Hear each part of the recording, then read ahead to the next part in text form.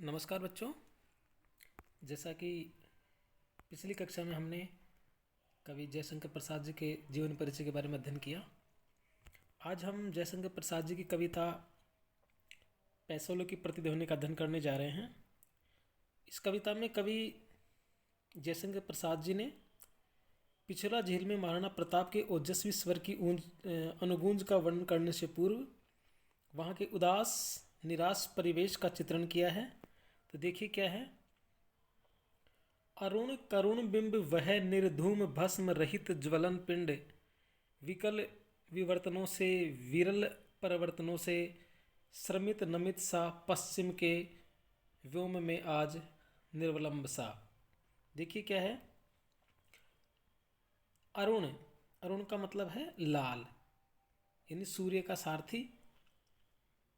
निर्धूम, निर्धूम का मतलब है धुएं से रहित।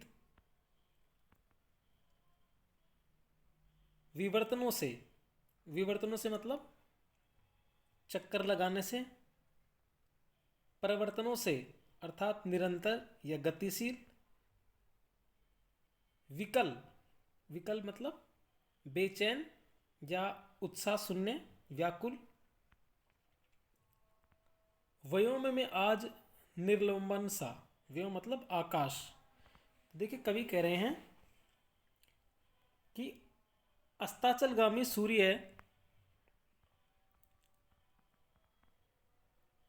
का लाल बिंब एकदम प्रभावहीन दिखाई दे रहा है। अरुण करुण बिंब यानी उस अस्ताचलगामी सूर्य का लाल बिंब है वह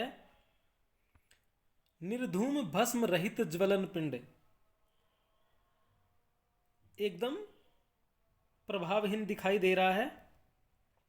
वह ऐसा ज्वलन पिंड अर्थात अग्नि का पिंड लग रहा है जिसमें न तो धुआं है, वह निर्धूम यानी उसमें न तो धुआं है, भस्म रहित और न उसमें भस्म है। अर्थात भाव यह है या अर्थ इसका यह है कि अस्ताचलगामी सूर्य मेवाड़ की तेजस्विता का सूचक है, क्योंकि महाराणा प्रताप के न रहने से वहाँ पर ओज तेज का बिंब धूमिल सा पड़ गया है। सूर्य लगातार धरती का चक्कर लगाने से, मंद गति से निरंतर आगे बढ़ने से कुछ श्रमित सा लग रहा है। इस कारण वह कुछ नीचे की ओर झुका हुआ है। श्रमित नमित सा, इस कारण वह थोड़ा नमित यानी झुका हुआ सा, इस कारण वह कुछ नीचे की ओर झुका हुआ भी है। अब वह सूर्य तेजहीन और आलंबन रहित होता हुआ सा पश्चिम के आकाश में बढ़ रहा है। पश्चिम के व्योम में आज निर्लोम्बन सा यानी पश्चिम के आकाश में बढ़ रहा है, अर्थात अस्ताचल की ओर जा रहा है। कहने का मतलब क्या है। आहूतियां विश्व की अजरस ले लुटाता रहा सतत सशस्त्र कर माला में, तेज ओज बल जो वंदायनता कदम्ब सा पेसोलो की उर्मियां हैं शांत घनी छाया में। कहने का मतलब है कि जो सूर्य दिन में या दिन के उदय काल में विश्व की आहुतियों को लगातार लुटाता रहा, जो निरंतर अपनी सहस्त्र करमाला से अर्थात जो अपनी हजारों किरण मालाओं से सृष्टि को प्रदीप्त करता रहा, अपने तेज ओज और शक्ति से समस्त सृष्टि पर अथवा समस्त प्राणियों पर दया भाव व्यक्त करता रहा, वंदायनता यानी उदारता दानशीलता व्यक्त करता रहा। तट तरु है चित्रित तरल चित्र सारी में तथा कदम की वृक्ष की तरह शब और उदारता से अपनी तेज रूपी सुगंध फैलाता रहा। वही सूर्य अब पिछोला झील के उदास निराश वातावरण को देखकर अस्ताचल की ओर जा रहा है। झोंपड़े खड़े हैं बने शिल्प ये विषाद के दग्ध अवसाद से।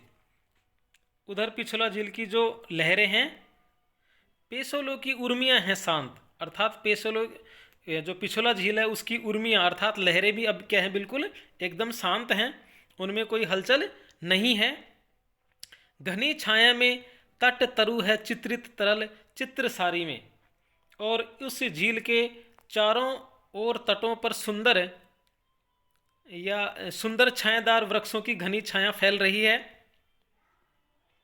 सूर्यास्त के समय वहाँ का प्राकृतिक वातावरण ऐसा लग रहा है कि मानो चित्रशाला में वृक्षावली से घिरी किसी सुरम्य झील को चित्रित किया गया हो।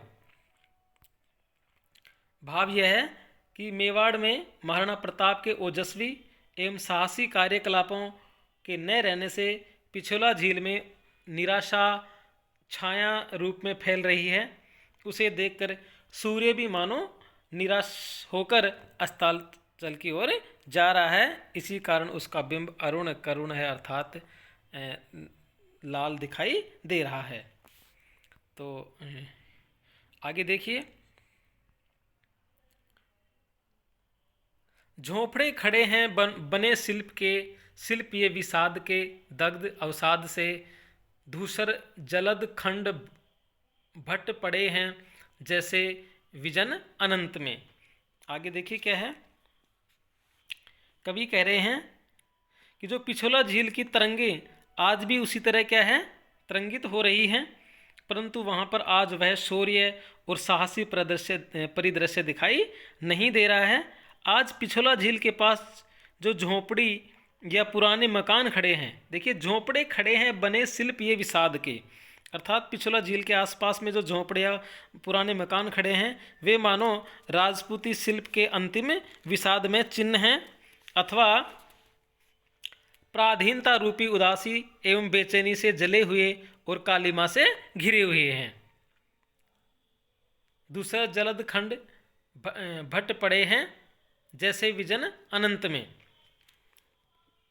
वे झोंपड़े धूल से भरे हुए, दूसर मतलब धूल से भरे हुए जलद खंड भट्ट पड़े हैं। जलद मतलब बादल के टुकड़ों की तरह अतीव बदरूप लग रहे हैं, मानो वे एकांत वीरान आकाश में बिखरे हुए बादल के टुकड़े हों जैसे विजन अनंत में, अर्थात मानो वे एकांत वीरान आकाश में बिखरे हुए बादल के टुकड़े हों। अर्थात कहने का मतलब है कि आज पिछोला झील के आसपास जो भी राजपूती चिन्ह अवशेष बचे हैं, अर्थात जो झोंपड़ी या पुराने महल बचे हैं, वे ऐसे लग रहे हैं जैसे मानो आकाश में कोई बादल के टुकड़े बिखरे हुए हों। कालीमा बिखरती है संध्या के कलंक सी। पिछोला झील के परिवेश में संध्या काल में धूमिल काले अंधकार की कालीमा बिखर रही है, जो निराशा हताश की सूचना दे रही है। दुमदुबी मृदंग तूर्य शांत स्तब्ध मौन है, फिर भी पुकार ही है गूंज रही व्योम में, कौन लेगा भार यह कौन विचलेगा नहीं। आज वहां पर नगाड़े, दुमदुबी अर्थात नगाड़े, मृदंग भी नहीं बज रहे हैं। तूर्य मतलब एक वाद्य यंत्र होता है जो युद्ध के आह्वान के समय बजाया जाता था, वह भी एकदम शांत और चुप और मौन है, अर्थात वहां का कोई शौर्य सूचक वातावरण नहीं है। फिर भी आकाश में एक पुकार निरंतर गूंज रही है, फिर भी पुकार ही गूंज रही व्योम में, फिर भी एक आवाज, एक पुकार निरंतर लगातार व्योम में आकाश में गूंज रही है। और वह आवाज क्या गूंज रही है, अर्थात महाराणा प्रताप का ओजस्वी स्वर गूंज रहा है कि कौन मातृभूमि के गौरव की रक्षा और स्वाधीनता का भार ग्रहण करेगा, कौन लेगा भार यह है, अर्थात मातृभूमि के गौरव की रक्षा और स्वाधीनता का भार ग्रहण कौन करेगा, कौन विचलेगा नहीं, अर्थात ऐसा कौन व्यक्ति है जो अपनी प्रतिज्ञा से जरा भी विचलित नहीं होगा, तथा कौन प्राणों की बाजी लगाकर भी मातृभूमि की रक्षा कर सकेगा। दुर्बलता इस अस्थि मांस की ठोक कर लोहे से परख कर वज्र से, प्रलोल का खंड के निकष पर कस कर, चूर्ण अस्थि पुंज सा हंसेगा अट्ठास कौन। अर्थात कवि कह रहे हैं कि आज मातृभूमि की रक्षा और गौरव का भार ग्रहण करने वाला महाराणा प्रताप जैसा पराक्रमी व्यक्ति नहीं है, फिर भी पिछोला जेल में महाराणा प्रताप का वही ओजस्वी स्वर प्रतिध्वनित हो रहा है। इसलिए ऐसा कौन शौर्य संपन्न व्यक्ति है जो आज अपने हड्डी मांस से बने नश्वर शरीर का मोह छोड़कर उसे लोहे के समान कठोर बनाकर राणा प्रताप की प्रतिज्ञा का निर्वाह कर सके। दुर्बलता इस अस्थि मांस की, अर्थात ऐसा व्यक्ति कौन है जो आज अपनी हड्डी मांस से बने हुए नश्वर शरीर का मोह छोड़कर ठोक कर लोहे से, अर्थात लोहे के समान कठोर बनकर महाराणा प्रताप की प्रतिज्ञा का निर्वाह कर सके।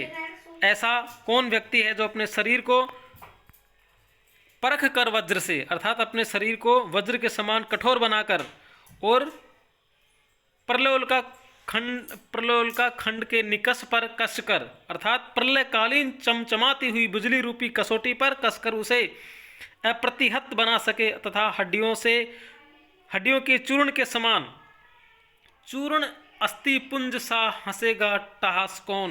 अर्थात हड्डियों के चूर्ण के समान श्वेत अट्टहास सा हंसता हुआ शत्रु को ललकार सके। कवि कहता है कि आज विदेशी शासक भारतवासियों का शोषण कर रहे हैं, मातृभूमि को पराधीन रखने के लिए अनेक कपट नीतियां चल रहे हैं। अतः ऐसा कौन व्यक्ति है जो उन विदेशी शासकों रूपी पिशाचों की दुष्ट साधना को समाप्त कर दे और अपने प्रदीप्त फांक से उन्हें धूल की तरह उड़ाकर दूर फेंक दे। तो आज की कक्षा में हम इतना ही अध्ययन करते हैं। अगली कक्षा में हम जयशंकर प्रसाद जी की ही कविता का अध्ययन करेंगे। तब तक के लिए नमस्कार, धन्यवाद।